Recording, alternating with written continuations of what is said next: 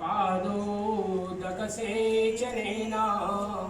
स्थाणो प्रपेदे तरुभावमाशु वन्द्यः सतां योर्महनीयकीर्तिः तं श्रीकबीरं सततं नमामि।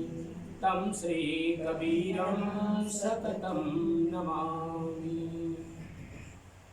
सत्य पुरुष परमात्मा हम सबके हृदय में विराजमान सद्गुरु कबीर साहब, परमादरणीय महंत साहब, परमादरणीय साधु बहने, संत भक्त हंसजन, प्यारे बच्चों, परम पावन अवसर सद्गुरु कबीर साहेब, धनदास साहेब अभिलक कुंज में हम सब लोग उपस्थित हैं और प्रतिवर्ष की भांति आज 3 जनवरी 2023 और आज का दिन है मंगलवार, शुक्ल पक्ष चल रहा है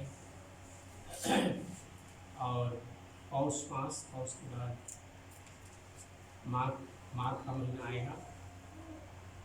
शुक्ल पक्ष चल रहा है और इसमें हम सब लोग एक आनंद मना रहे हैं नए वर्ष के लिए, जो हमारी पूरी दुनिया की संस्कृति है कि हम सब लोग आंग्ल संस्कृति के इस नव वर्ष को बहुत ही धूमधाम से मनाते हैं और आनंद और उत्सव का ये अवसर रहता है कि सबके साथ में मिलते हैं।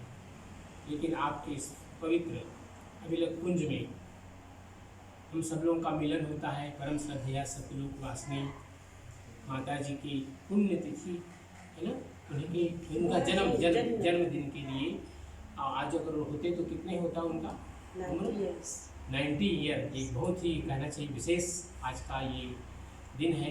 90 साल की होती माता जी अगर रहती तो। और उनका पूरा नाम क्या था? लीलावती माता जी अभिलक। और वो शालिक परिवार से थी, है ना, मातृपक्ष से शालिक परिवार और पति के पक्ष से अभिलक परिवार। एक लंबा समय उन्होंने यहाँ इस हरिप्रिया में उन्होंने बिताया और उनके सामने उनके सभी जो आप सब परिवारजन हैं, भाई बहन, सब लोगों को खूब आगे तक उन्होंने बढ़ाया। आप सबके पिताजी भी उस समय थे, देवकी प्रसाद जी, पिताजी का नाम हाँ, श्री देवकी अभिलक जी थे। तो माता जी आप लोगों के और पिताजी दोनों इतने समर्पित कबीर साहब के परंपरा में, इतना उनका लीन था भाव, इतनी भक्ति उन दोनों के अंदर में थी कि वो उपदेश से ज़्यादा वो आप सब लोगों के संस्कृति में आ गई। आप सबके हृदय में जो सद्गुरु कबीर साहब का एक मंदिर उन्होंने बना दिया और वो परंपरा आप सब लोग लेकर के चल रहे हैं। मेरा भी परम सौभाग्य है, पिछले आज ये 24वां साल के हम जनवरी के 3 तारीख पे आपके घर पर आ रहे हैं। मेरा सौभाग्य है, आप सबके साथ प्रेम भाव बना हुआ है और हम सब लोग उन पुण्य आत्माओं को स्मरण करते हैं आज के इस पवित्र दिन। न केवल आप लोगों के माता जी पिताजी, बल्कि आपके जो और भी पूर्वज लोग, जो भी लोग यहाँ पर आए थे देश भारत से, तो उन लोगों ने जिस परंपरा को यहाँ पर स्थापित किया, सद्गुरु कबीर साहब की भक्ति, ज्ञान और कर्म योग, ज्ञान योग, भक्ति योग, वैराग्य योग, सबको उन्होंने यहाँ पर आप सब लोगों को दिया और उस परंपरा को बहुत ही आनंद उत्सव के साथ आप लोग आगे बढ़ा रहे हैं। समय समय पर बहुत सुंदर कार्यक्रम करते हैं आप सब लोग।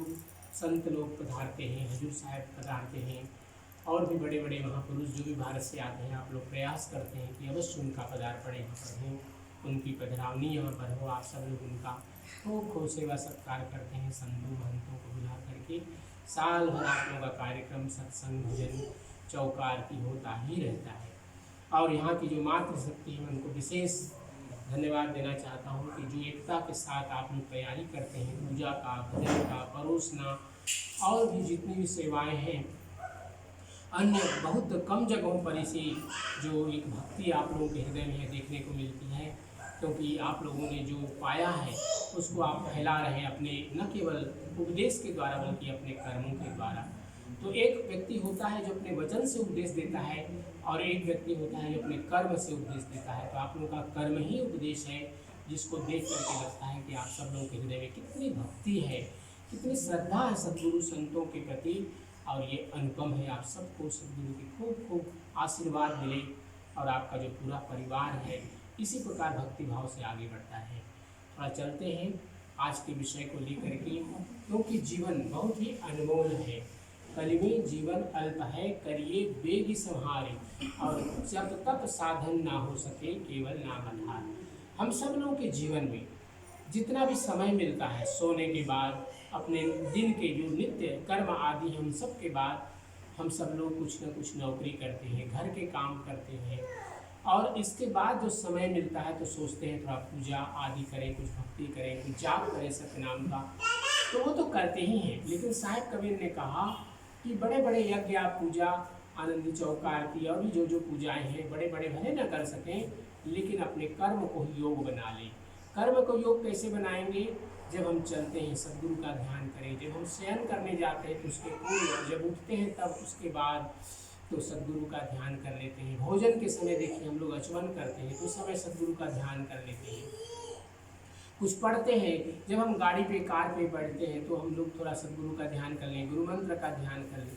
तो हमारा प्रत्येक कर्म, देखना, सुनना, खाना पीना, चलना, जितने भी हमारे ज्ञानेंद्रियाँ हैं, कर्मेंद्रियाँ हैं, जितने भी हम कर्म करेंगे वो भोग नहीं बल्कि योग बन जाएगा। वो सद्गुरु की भक्ति का स्वरूप धारण कर लेगा, और यही सद्गुरु की भक्ति हमारे जीवन का लक्ष्य है कि हम अपने जीवन में कर्म करते रहें, सद्गुरु का ध्यान हमारे हृदय में सदा विराजमान रहे। अभी एक बहुत सुंदर बहनों ने भजन गाया, सद्गुरु ने गठरी बताई। क्या गठरी बताई? लालन की। आप सब लोग जानते होंगे लालन, थोड़ा सा जो लोग नहीं जानते उनके लगे कि लाल क्या चीज़ है। लालन मतलब गठरी तो है, गठरी हम सब समझते हैं, जो हम लोग बांधते हैं गठरी, या जैसे हमारे पास एक कभी एक बैग है, मान लीजिए उसमें लाल भरे होते हैं, लेकिन ये लाल क्या है? लाल क्या है? ये आप सब लोगों के हृदय में एक प्रश्न पैदा होगा कि ये लाल क्या चीज़ है। तो लाल, जैसे आप देख रहे हैं इसमें एक स्टोन लगा हुआ है इस अंगूठी में, इसका नाम पोखराज है। इसी प्रकार भारत में आप जब जाएंगे तो ज्वेलरी के यहाँ जब जाएंगे तो डिफरेंट टाइप के आपको ये इस प्रकार के स्टोन मिलेंगे, और बहुत ही उसके क्वालिटी के अनुसार से उसके रेट होते हैं, उसके दाम होते हैं। तो इसी प्रकार का एक स्टोन है, जैसे आप डायमंड भी आप जानते हैं कि एक प्रकार का स्टोन होता है, तो डायमंड से भी महंगा है लाल। डायमंड हम सब लोग जानते हैं नॉर्मली कि वो काफ़ी महंगा होता है, वो डायमंड से भी महंगा होता है लाल। उसका कलर हल्का गुलाबी रंग का होता है, और भारत में मैक्सिमम जो थे काफ़ी, चूँकि विदेशी लोगों ने आक्रमण किया भारत पर तो वो अपने साथ ले गए, लेकिन अभी भी है राजाओं के यहाँ, या जो बड़े बड़े लोग हैं या पुराने जो जौहरी होंगे उनके यहाँ ये लाल का जो स्टोन है ये मिलेगा।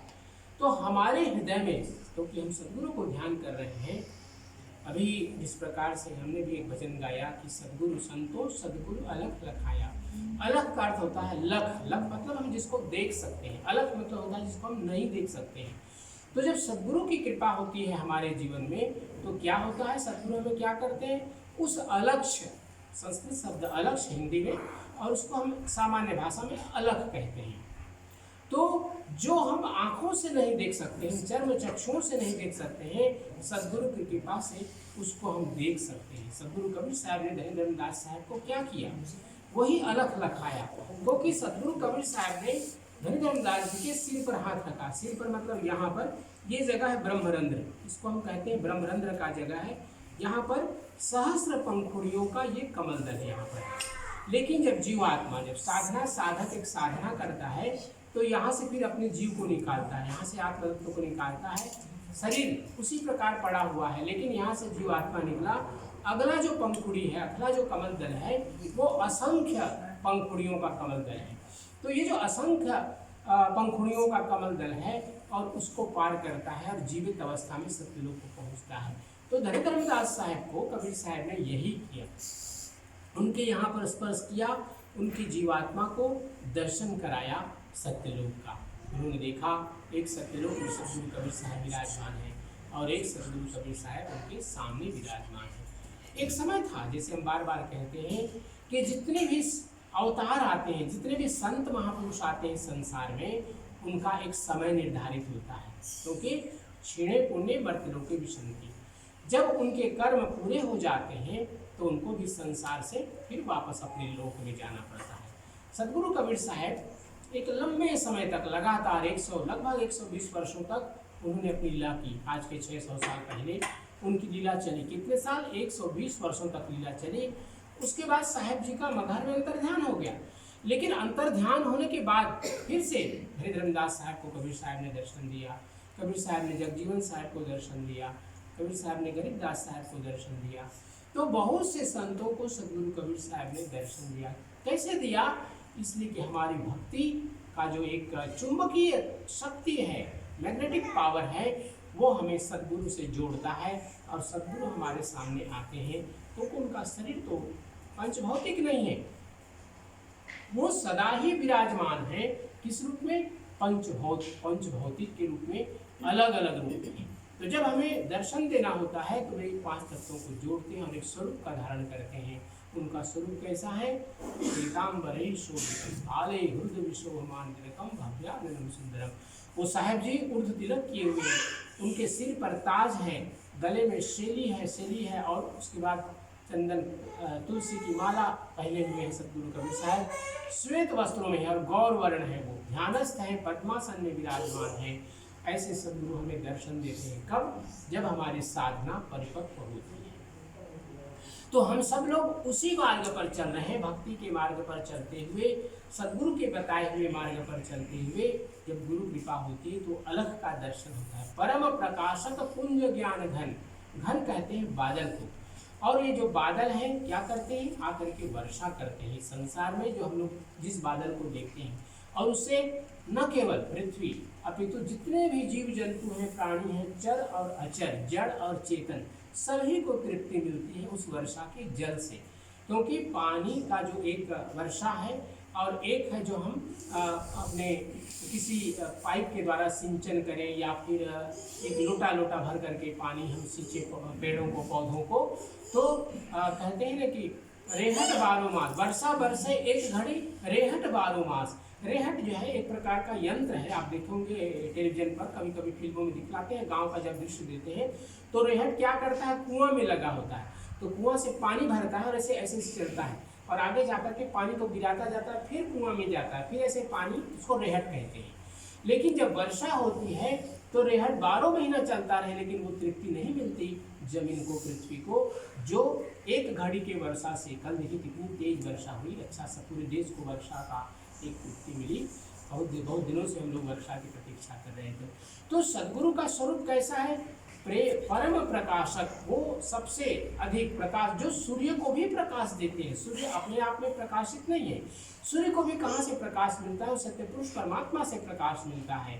परम प्रकाशक पुंज ज्ञान घन, ज्ञान के जो बादल है वो सदगुरु की कृपा है, सदगुरु का आशीर्वाद है, सदगुरु के साथ जुड़ा हुआ है।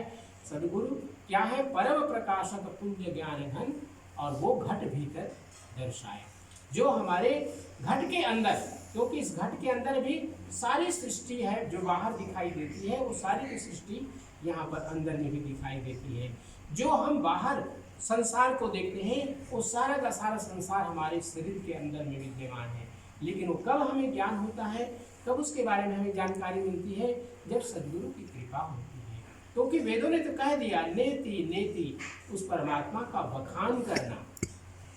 अयम आत्मा प्रवचने न लभ्य, ये वेदों के वाक्य हैं कि ये जो आत्म तत्व है केवल प्रवचन से हम उसको नहीं प्राप्त कर सकते, वो एक प्रैक्टिकल चीज है। थ्योरी ज्ञान हमें गुरु के द्वारा प्राप्त होता है, लेकिन शिष्य को स्वयं साधना करनी पड़ती है। हरिधर्मदास साहब ने किया, उनके वंशजों ने किया, उसके बाद जितने हमारे कणिहारी महंत साहब लोग हैं वो करते हैं, और वो अपने भक्तों को भी देते हैं, अपने शिष्यों को भी देते हैं। क्या देते हैं? यही साधना देते हैं कि सब लोग अपने घट के अंदर में उस परम प्रकाश ज्ञान पुंज स्वरूप सत्य पुरुष परमात्मा का दर्शन कर सकें।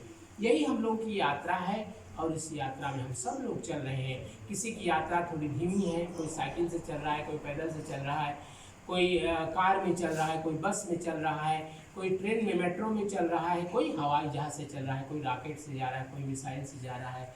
लेकिन यात्रा सबकी यही है। कोई धीमे चलता है, कुछ रास्ता भटक जाता है, कोई सदगुरु मिल जाते हैं, उस भटके हुए राही को फिर से रास्ते पर लगा देते हैं, ये गुरु की कृपा है। और हम सब लोगों का परम सौभाग्य, हम सब लोगों को गुरु मिले, और गुरु के मिलने के बाद भी अगर हमारे अंदर में वही काम, क्रोध, लोभ, मोह, मद, मत्सर, क्योंकि इसके अंदर में सब लालन भरे हुए हैं, सब लाल, जैसे मैंने उनको कहा कि डायमंड से भी जरा ज़्यादा एक्सपेंसिव वो लाल होता है, वो लाल हमारे अंदर में है। वो किस रूप में है? दया, क्षमा, सत्य, ऋतिक, क्षमा, नमोस्तेयम, शौचमिंद्रिय निग्रह। ये जो 10 लक्षण हमारे संतों ने, हमारे ऋषि मुनियों ने बतलाया है, वो सभी के सभी अच्छाइयाँ हमारे अंदर में विराजमान हैं। उनको हम अपने अंदर जागृत करें, और काम, क्रोध, लोभ, मोह, मद, मत्सर, इन सब को हम अपने अंदर से जितना ज़्यादा हो सके दूर करने का प्रयास करें, क्योंकि ये माया है, बराबर उसी ओर ले जाती है, काम की ओर, क्रोध की ओर, लोभ की ओर, मोह की ओर। ये माया का काम है, ये निरंजन का काम है। काल निरंजन यही करता है कि वो हमें गलत मार्ग की ओर ले जाता है, लेकिन गुरु कृपा होती है, बार बार हम भटकते हैं, बार बार आते हैं रास्ते पर, और अपनी यात्रा को प्रशस्त करते हुए सत्य लोग की यात्रा करते हैं। आप सबका जीवन इतना ही इसी प्रकार से भक्ति में लगा हुआ है। श्रद्धेय माता जी और जो श्री सत्यलोकवासी देवकी प्रसाद जी थे, देवकी अभिलक जी, तो उनका भी जीवन इसी प्रकार से, भले ही वो बहुत कहना चाहिए उनके पास डिग्री नहीं थी, लेकिन जो भक्ति थी, जो आप लोगों को मिला है, आप लोग उसको बांट रहे हैं। धन्य है आप सबका जीवन, आप सबका परिवार। इस भक्ति को आप लोग आगे ले चलिए, बच्चों को दीजिए, और वो ये संस्कृति आगे बढ़ती रहे। सत्य पुरुष परमात्मा से यही प्रार्थना करते हैं कि जो नया साल है 2023 का, वह भी आनंद और उत्सव का हो, सबके लिए सुख और समृद्धि लाए, और आप सबका जीवन कल्याणमय हो। यही सत्य पुरुष परमात्मा से प्रार्थना करते हैं। आइए साहब के पावन सत्य नाम का धून करेंगे, और उसके बाद अपनी वाणी को हम विराम देंगे।